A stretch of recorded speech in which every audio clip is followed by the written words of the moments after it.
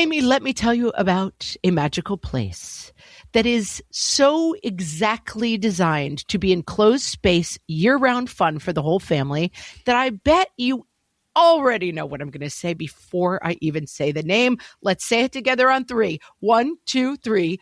Great Wolf Lodge. You got it, Amy. My kids loved Great Wolf Lodge when we went. You probably already know that it has a huge indoor water park with a wave pool, lazy river, a bunch of massive water slides. But then your pack can hit the other attractions because wait, there's more. Great Wolf Lodge has adventure-packed attractions like Magi Quest, a live-action game kids can play throughout the lodge, plus the Northern Lights Arcade. Spent some quality time there, so your kid who loves the lazy river and your kid who loves fantasy games will both have a great time. Great Wolf Lodge also offers great dining options and complimentary daily events like nightly dance parties, all under one roof. Unpack the car once and you're settled in to have fun. And with 22 lodges across the country, you're always a short drive away from adventure.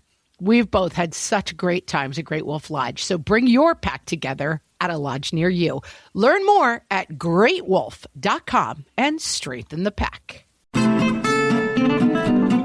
Hello, everyone, and welcome to Fresh Take from What Fresh Hell, Laughing in the Face of Motherhood. This is Margaret. And this is Amy, and today we're talking to Lenore Skenazy. She's the author of Free Range Kids, How Parents and Teachers Can Let Go and Let Grow, the second edition of which has just been released. The free range movement really got started 12 years ago after Lenore's newspaper column, Why I Let My 9-Year-Old Ride the Subway Alone, created a media firestorm. I remember it very well. Now Lenore is co-founder and president of Let Grow, the national nonprofit promoting childhood independence. And that 9-year-old, by the way, is now a gainfully employed and happy grown-up. Welcome, Lenore. Oh, thank you. What a nice intro. I was waiting for more. What else have I done? And then it stopped. Did you have any idea, Lenore, when you wrote that article, what was coming, what you were starting? I had no idea what was coming. All I do is write. And then suddenly this one just, like you said, caught fire. Yeah. And give us, just for people, we have people who are maybe have younger kids and did not experience this article when it came out. I bet a lot of our listeners have heard Free Range Kids, understand it, but give us the kind of nickel tour, if you will, for people who've never heard the term Free Range Kids before. Oh, sure. So after I wrote the column about letting our son ride the subway, I ended up on all these TV shows and I got a lot of blowback and I got the nickname America's Worst Mom, which is kind of funny if you're ever sitting next to somebody on a bus and you have nothing to say. It's like, hey, why don't you Google America's Worst Mom? What do you do for a living? Well, I'm America's Worst Mom. Yeah, really. What do you do? Like, maybe we're the same. Anyway, so I started the Free Range Kids blog that weekend to explain I actually love safety. I'm a nervous mom. Nobody believes it. The only thing I'm not afraid of is apparently public transportation and strangers. But I love helmets and car seats and seatbelts and mouth guards. So I wanted to come up with a phrase that sort of explained I like sort of an old-fashioned childhood where kids have more independence, they get into scrapes, they climb trees, but I'm not crazy, despite Skenazy and crazy rhyming, which has like plagued me my entire life. And so Free Range Kids is really, I don't know how old all your listeners are, obviously, but it's probably the way a lot of them were raised. And probably even you guys. Did you walk to school? Absolutely. Yes, we like to call ourselves oldie locks on the podcast. And we were raised at a time where we definitely were from that go to the woods, come back for dinner generation, for sure. Yeah, there was a church on our corner. The church bells rang at 6:45 every night. And that was the signal, the understood neighborhood signal that all the kids had to go home for dinner. And then you'd go back outside if it was the summertime and stay out until it was dark. And that was I played Barbies for 4 hours a day for 7 years of my life in somebody's backyard. That's what I did. It sounds pretty glorious. Did you like it? It was boring some days, but it was what we knew and it was what we did. And I certainly, I think, fended for myself sort of in terms of what my day was going to look like in a way that I see is much more complicated for kids today, I think. And more complicated for us parents. Yeah. I mean, if you really have to figure out how to get your kid from school to the play date to violin to, home in time to do the reading log, that's a lot of strategizing. I mean, I just talking to some kids who were freshmen in high school now. I'd met them when they were sixth graders and I'd encouraged them to do things on their own. And they were describing their Mother's Day as not their Mother's Day holiday, like their Mother's Day is like the parents would have to call several days in advance when they wanted to see a friend to make sure that the schedules were compliant and that the parents could get them over there. And it just sounds like so much work.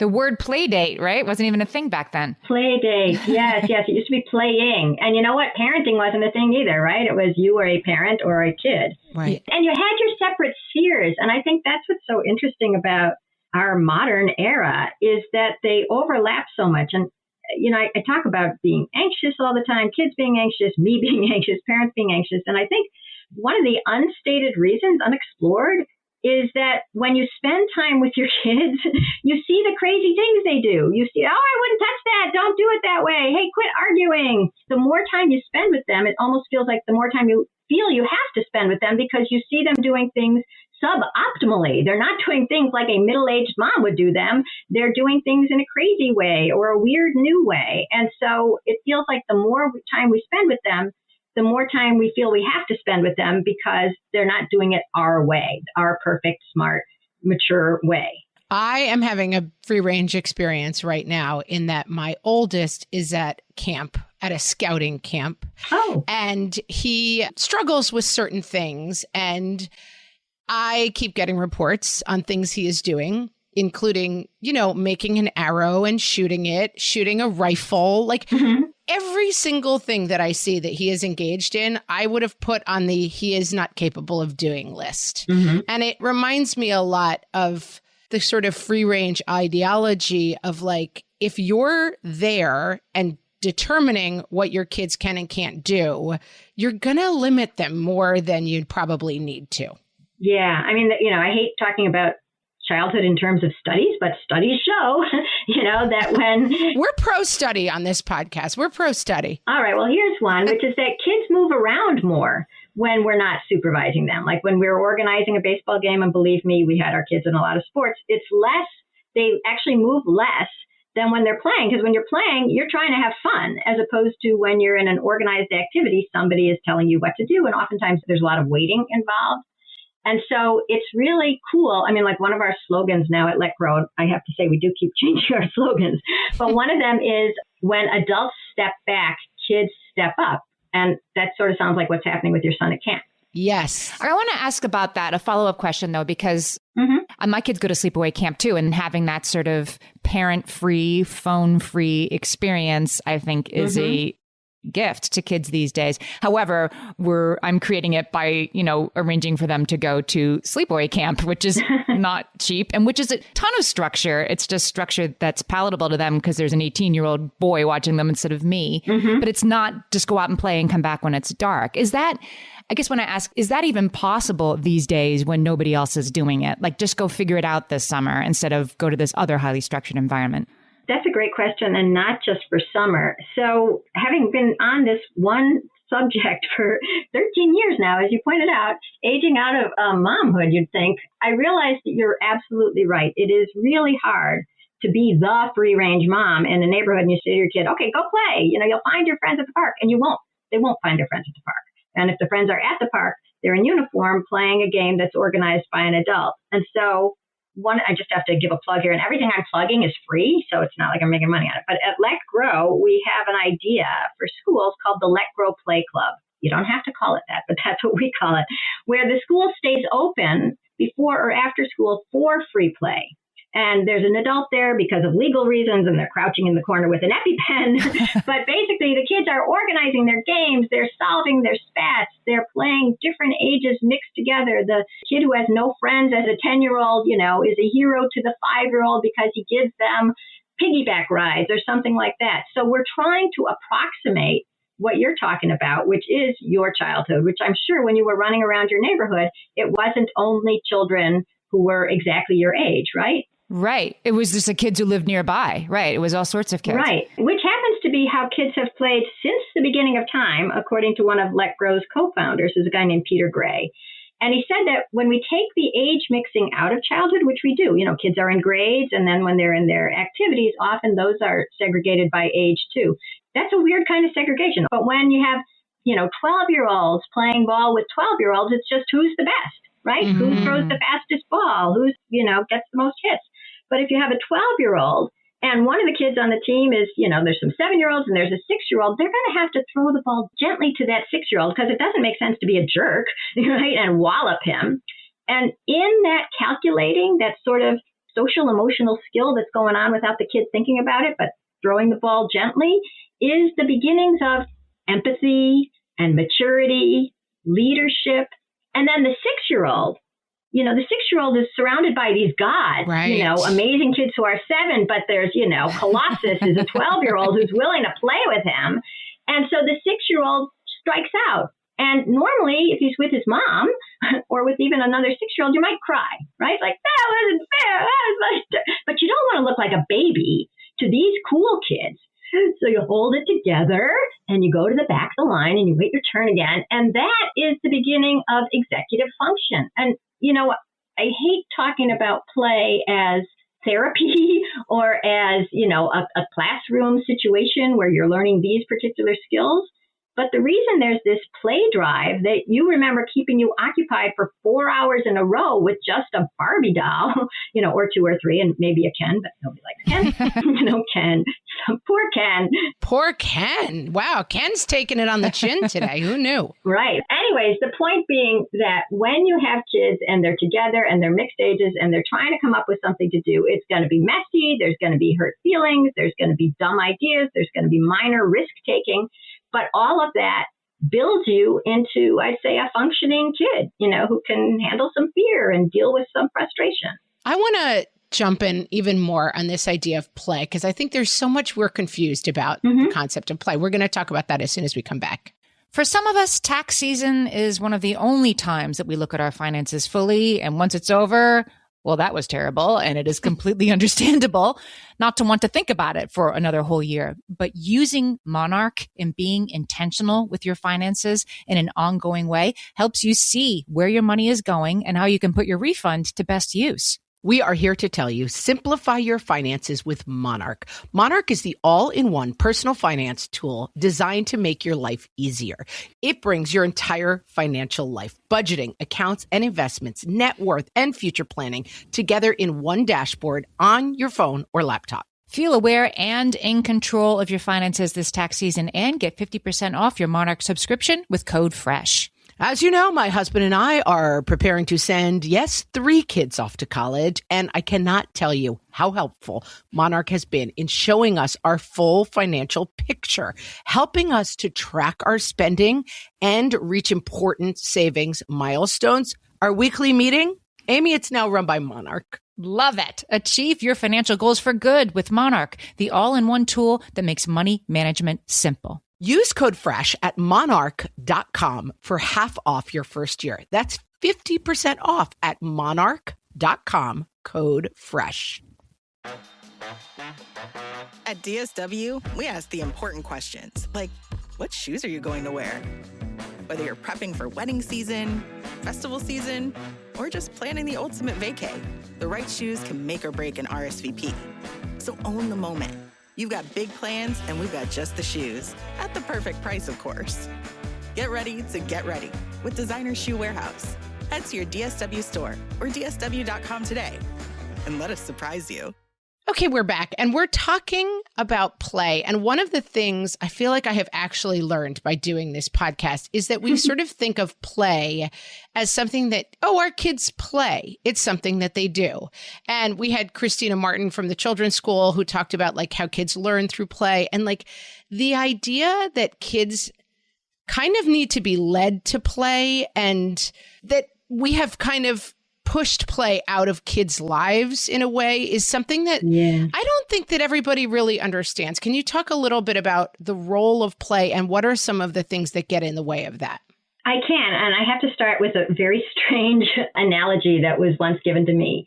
And all kids have this desire to play, right? Can we agree on that, that all kids are sort of driven to play? Sure. And Mother Nature installed that drive.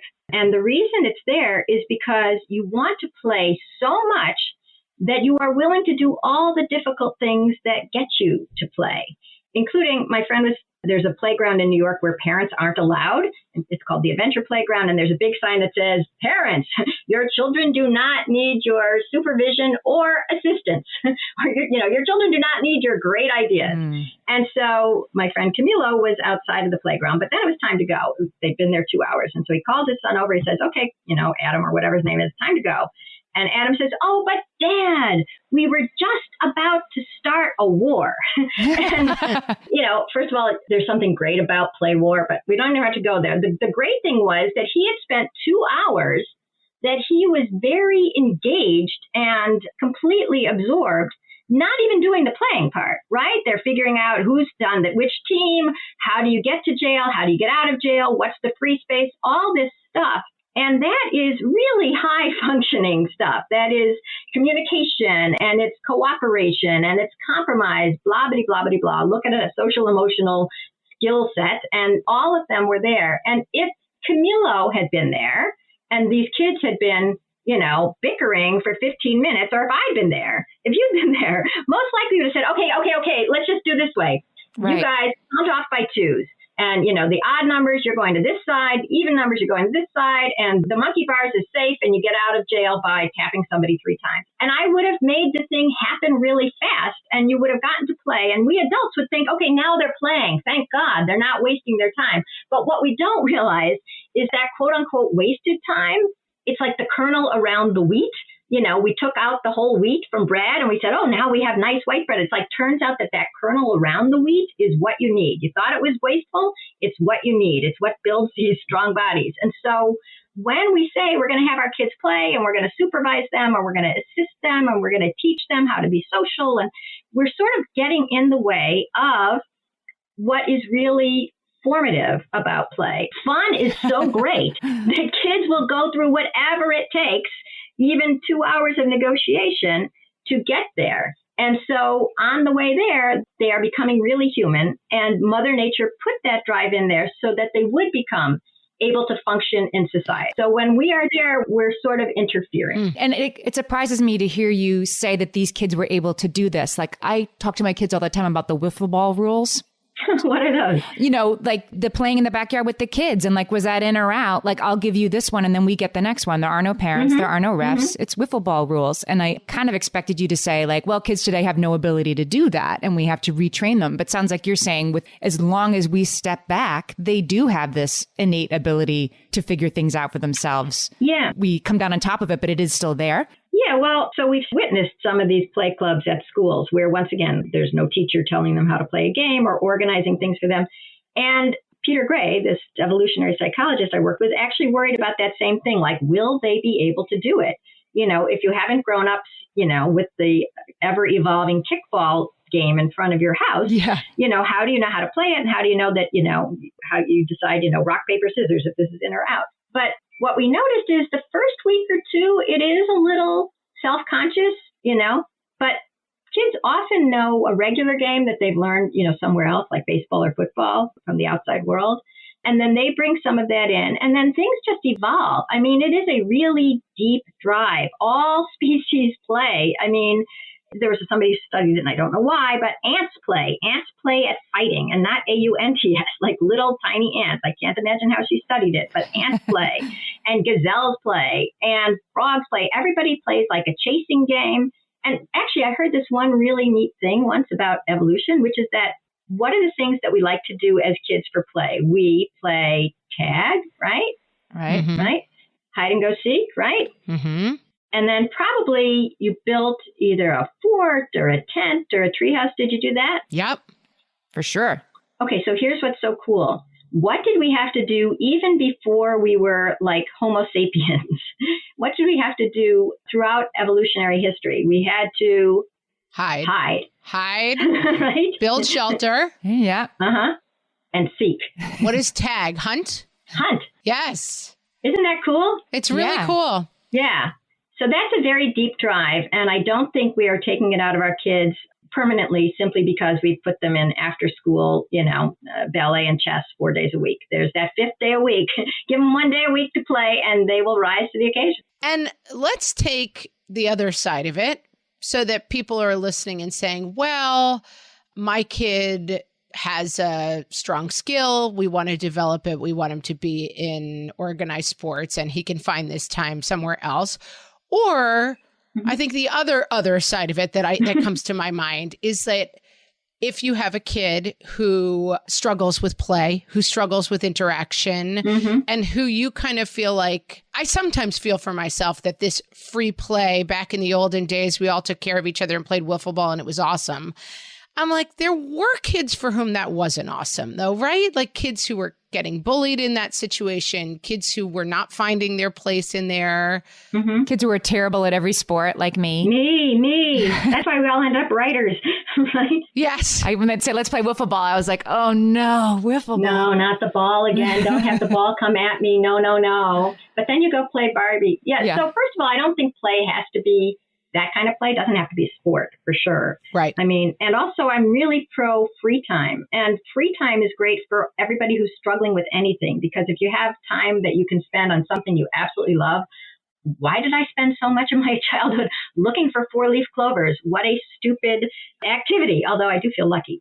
But it was, kids need some freedom. I mean, what we're talking about is not just play. We're talking about giving kids some time that isn't optimized for their amazing skill at something or other. Right. And even if they do show skill at something or other, it doesn't have to automatically become the thing that's going to get them into Harvard. And okay, she's great at drawing. Let's get her, is Picasso available? Can we have him come over and teach her or tutor her? So if you have some free time, it is a way to decompress from all that other pressure.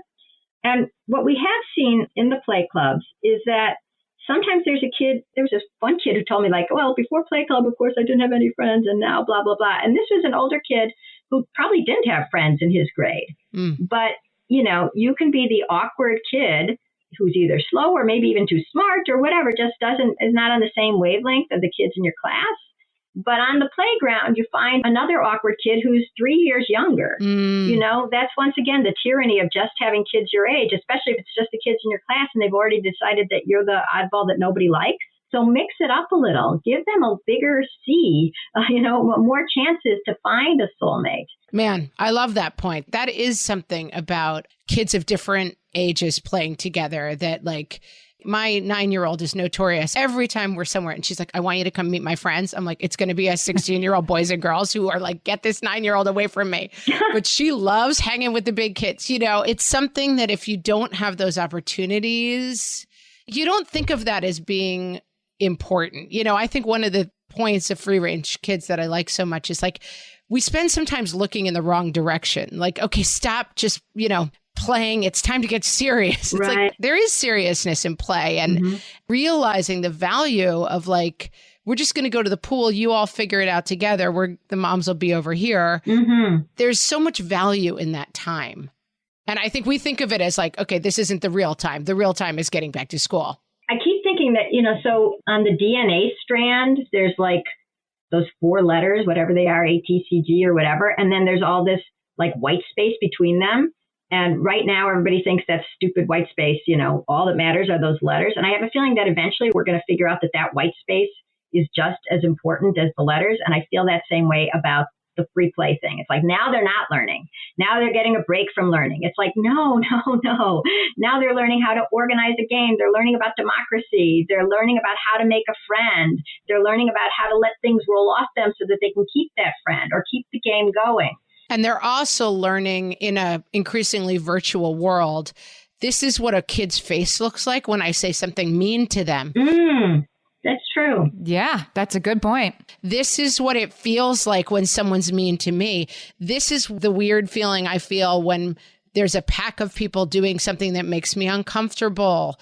And that those in-person experiences, I've been really watching. We're having for reasons not entirely of my choosing, a very free range summer and like watching the kids kind of at the pool. And there's a lot that goes on that is like pack animal behavior and social emotional stuff. And you think they're swimming, but there's so much more going on. Well, they are sort of swimming through life. But yeah, so that's why I think, it's cool that you get to watch them. You're sort of an anthropologist at this point, it sounds like, seeing what is going on. What is the child in the wild doing? But what's great is that you're not thinking, oh my God, it's getting too raucous, or, oh my God, that kid looks out of place. There was once at one of the play clubs we were at, there was this kid who looked very sad, younger kid. All the kids were playing around them.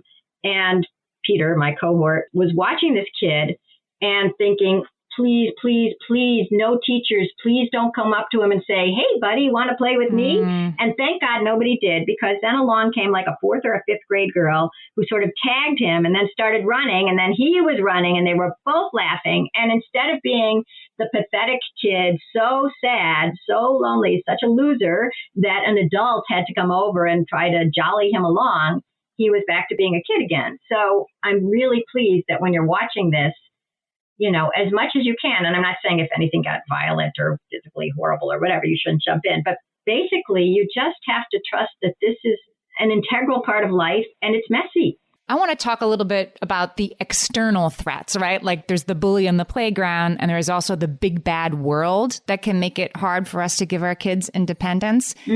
And can we talk about that when we come back? Oh, I can't wait. My favorite skincare products actually feel more like self-care, like they're so nice to put on and they smell so good that I'm actually happy when I get to that part of my day. And I swear that is how I feel about Osea's anti-aging body balm. Amy, you are usually the lotions and potions queen on this podcast, but I have to say, hard agree. Osea's anti-aging body balm is a liquid silk body balm that combines the lasting hydration of a lotion with the firming power of a serum, leaving skin smoother and firmer. This body balm is clinically tested and designed to deliver visible results you can see and feel. So we've gotten to use this product for a couple of months now, and I swear I have really noticed firmer and smoother skin, like on the back of my hands. It's like getting a mini spa treatment from head to toe. Get a spring-worthy glow with clean, clinically tested skincare from Osea. And right now, we have a special discount just for our listeners. Get 10% off your first order site-wide with code FRESH at OseaMalibu.com. That's 10% off your first order with code FRESH at OSEAMalibu.com. Amy, when I'm having a good hair day, it usually makes my whole day better. And that's why on every day, I'm taking Nutrafol. Nutrafol is the #1 dermatologist-recommended hair growth supplement brand, and it's the #1 hair growth supplement brand personally used by dermatologists. Nutrafol's hair growth supplements are peer-reviewed, NSF certified for sport, and clinically tested. Nutrafol offers multiple formulas for men and women, tailored to different life stages and lifestyle factors, so you get support that's actually right for you. Adding Nutrafol to your daily routine is easy. Order online, no prescription needed, with automated deliveries and free shipping to keep you on track. Let your hair be one less thing to worry about. See visibly thicker, stronger, faster-growing hair in 3 to 6 months with Nutrafol. For a limited time, Nutrafol is offering our listeners $10 off your first month subscription and free shipping when you visit Nutrafol.com and enter promo code LAUGHING. That's Nutrafol.com, spelled Nutrafol.com, promo code LAUGHING. Okay, so when I hear free-range kids, I think of, when I've read your book and heard you speak, there's a lot about how we as parents worry about the big bad wolf being around every corner, at every bus stop, and that may or may not actually be the case. Can you talk about that? And also how this second edition of the book addresses what might have changed since you first wrote the book? Oh, those are two big questions. Yeah, let me first talk about the big bad wolf. It's funny. I mean, Big Bad Wolf has obviously been around as long as Little Red Riding Hood, which is a story that apparently goes back to like 1400 China or something like that. Anyways, what upsets me about our culture is the way it is relentless in finding the worst story of anyone, anywhere, and presenting it to us. And it's this steady diet of the scariest, worst things. And of course, it impacts your psyche, right? I feel like my mom let me walk to school at age 5 back then with a crossing guard who was 10 back then, because they were actually allowed so much on. They were allowed the power of stopping traffic at age 10 with only a sash. So it wasn't in her mind like thinking, well, this is risky, but I might as well do it because the odds are this. It just, we hadn't framed everyday life as a series of risks that we might regret for the rest of our existence. And that's sort of normal now to think of it that way. I mean, even people who are pro free range say, well, there's the risk of diabetes if you stay at home in front of your computer versus playing outside where there's the risk of the man in the white van. And it's like, do we have to think of everything in terms of risk or risk reward? I mean, can we just sort of step back and almost be a little more grateful that we live in a time that is so safe compared to, I'm not talking about COVID, but besides from COVID, so safe compared to any time in human history. I mean, like Lincoln had 4 children, Abe himself, and 3 of them didn't make it to adulthood. I mean, that's how normal it was back then. I was just at the Mark Twain Museum. I mean, same sort of odds. And now we're so worried that something terrible will happen to our children between the house and the bus stop. It's just, we're recalibrated our outlook to the point where we almost can't see anything good. All we concentrate is on that 0.000% that's bad and focus on it relentlessly. And it's making us really nervous, and it's making our kids nervous. And kid anxiety is really going up over the last couple of decades, and depression too. And so I empathize because I'm a nervous person to begin with. I cannot tell you, I barely had any sleep last night. I was worrying about my kid drives now. Oh, how I'm so sorry. Yep. Sorry that cars were invented. I love the subway. Why can't he just get back on the subway and go wherever he wants to go? But that doesn't work. But my point is that you will never not be nervous, but the only thing that can change a parent's outlook and what their kid is ready for is behavior. And what I mean by that is I went around the country for 10 years with my free range kids book talking about, how did we get so afraid for our kids? And don't you remember your own childhood? And don't you wish you could give it to your own kids? And everybody would be cheering at the end. Yes, yes. And then they'd go home and they would, supervise the reading log and make a healthy snack and get the kid to bed. And then the next morning it would be the same old routine. And so I came to realize that you can't change behavior by changing minds. And so Let Grow's big initiative, and once again, free, is what we call the Let Grow Project. And this is a school-wide or a class-wide project where the teacher gives the kid a homework assignment. Go home and do something new on your own without your parents. You can walk the dog, you can climb a tree, you can make dinner. If you're in a dangerous neighborhood, you can walk down the hall and visit grandma, you can babysit.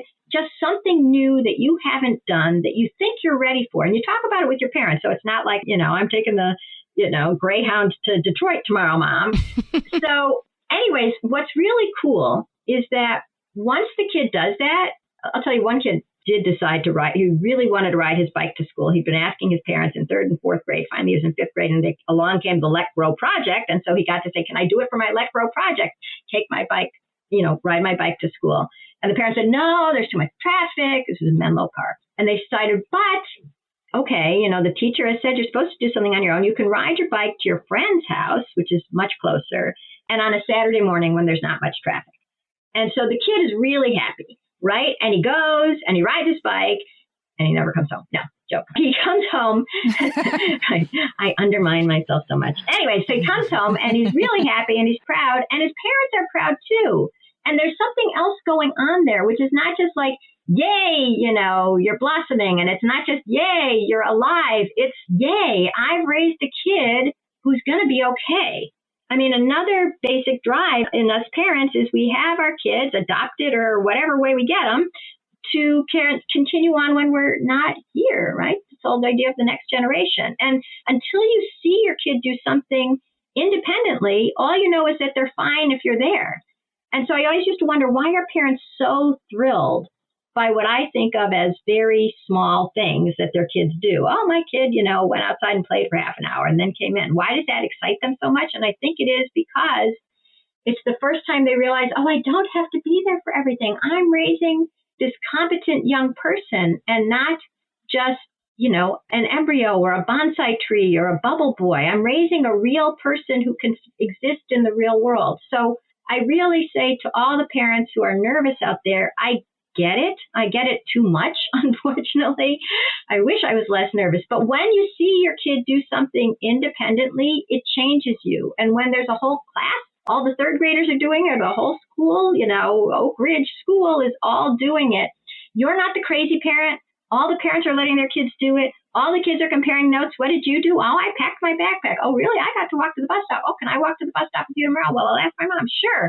And it becomes normal again. All I'm trying to do is renormalize just a modicum of independence, because without it, our kids are very anxious and our parents are very anxious and they need a reality check.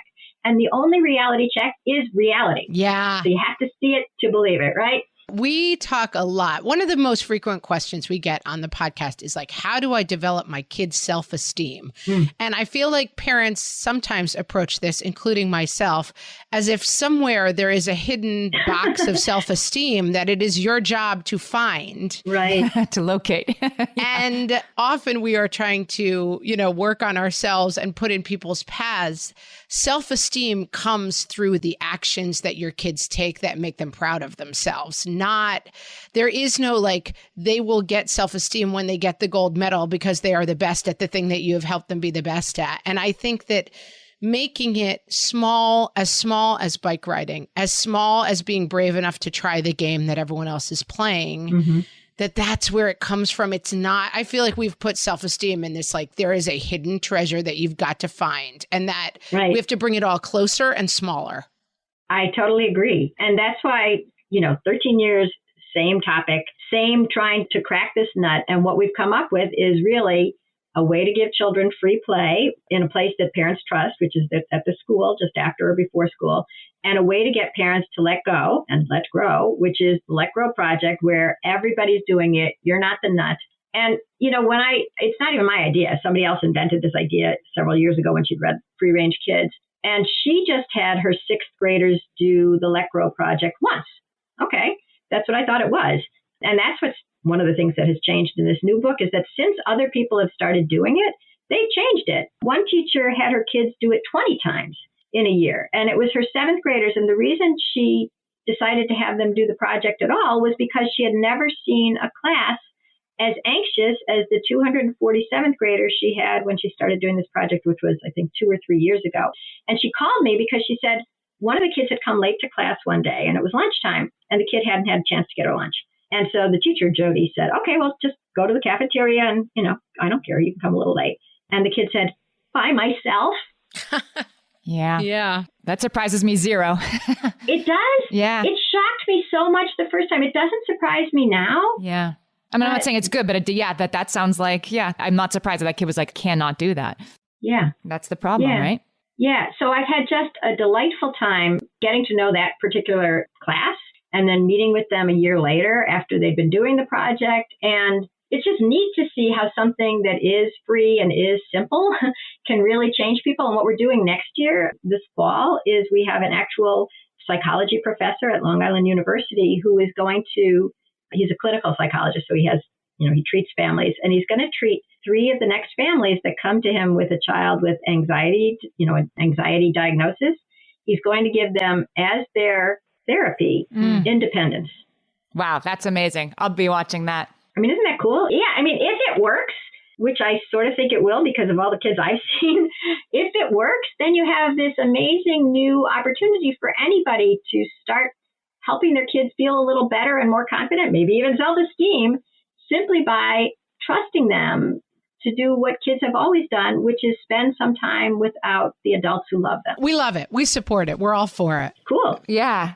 Lenore Skenazy's second edition of Free Range Kids, How Parents and Teachers Can Let Go and Let Grow is out now. And if you want to find out more about Let Grow, you can go to letgrow.org. I'll also put links to the book and to the Let Grow website in our show notes so you all can find it. Lenore, this was great. Thanks for talking to us today. Oh, thank you guys. I feel like we're all on the same, terrifying, exhilarating journey. Let's put it that way. We're doing it, friends. Get out there. Thanks so much, Lenore. Thank you.